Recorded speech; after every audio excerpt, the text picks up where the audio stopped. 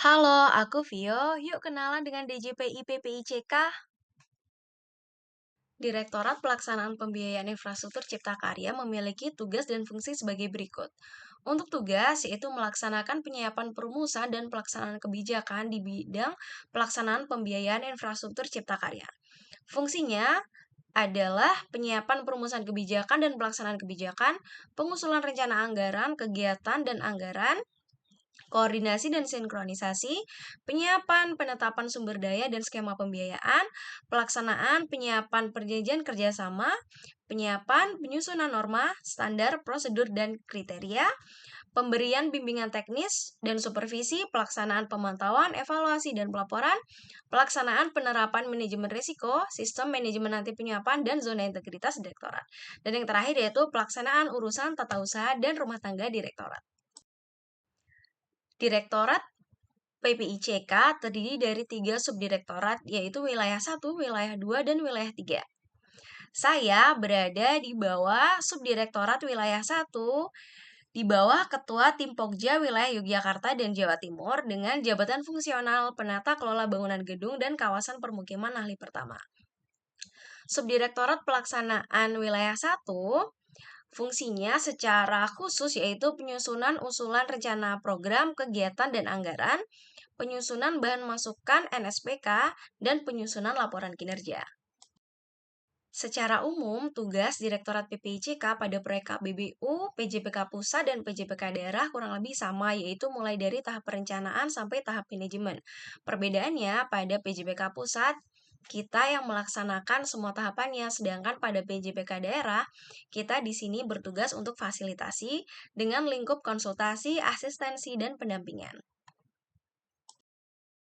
Tugas dan layanan saya di unit kerja diantaranya untuk peran sesuai dengan jabatan fungsional penata kelola bangunan gedung dan kawasan permukiman ahli pertama, yaitu pada umumnya menyediakan data, informasi, draft awal, dan dukungan teknis administratif, yaitu membantu pelaksanaan program pembuatan kebijakan yang telah ditetapkan, misalnya menyusun bahan rapat, membuat notulen, dan menyiapkan ringkasan hasil.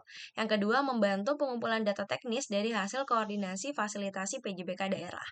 Dan yang ketiga, melaporkan hasil evaluasi dan monitoring terkait proyek yang sedang dijalankan.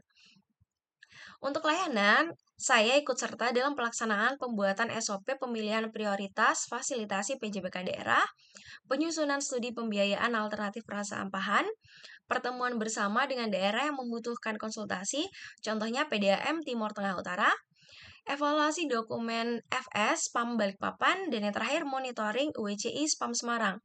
Hasilnya bisa berupa bahan rapat, notulen, dan ringkasan hasil koordinasi. Selanjutnya, standar dalam melaksanakan peran dan layanan yaitu melakukan pengumpulan data yang akurat dan sesuai hasil koordinasi. Yang kedua, melaporkan hasil evaluasi dan monitoring terkait proyek yang sedang dijalankan dengan tepat waktu dan dapat dipertanggungjawabkan hasilnya. Kontribusi saya tujuan unit kerja yaitu pada penyiapan penyusunan NSPK, koordinasi dan sinkronisasi, dan pemberian bimbingan teknis dan supervisi, lalu pelaksanaan pemantauan evaluasi dan pelaporan proyek. Ciri-ciri dari Smart ASN yang sudah saya jalankan di unit kerja yang pertama yaitu hospitality.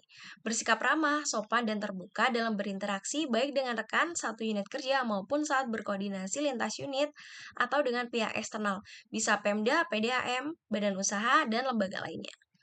Yang kedua yaitu integrity, menjalankan tugas dan kewajiban dengan jujur dan bertanggung jawab bahkan saat tidak diawasi atasan.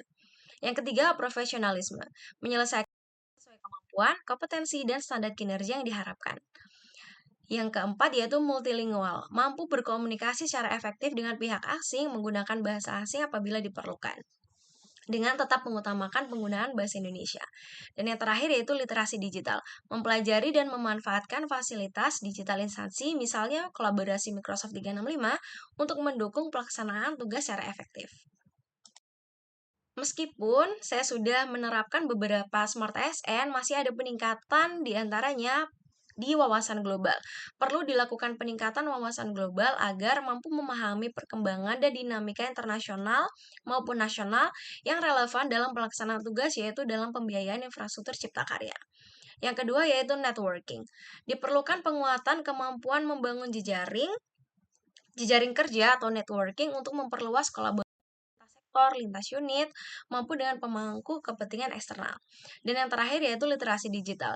Di sini masih perlu ada pengembangan kemampuan dalam literasi digital, apalagi fasilitas yang sudah disediakan oleh instansi untuk mendukung percepatan transformasi digital dan optimalisasi pemanfaatan teknologi dalam pelaksanaan tugas di masing-masing unit kerja.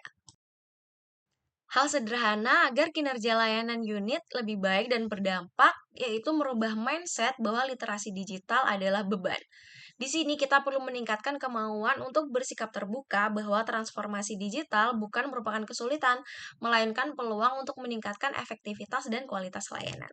Sekian dari saya, terima kasih.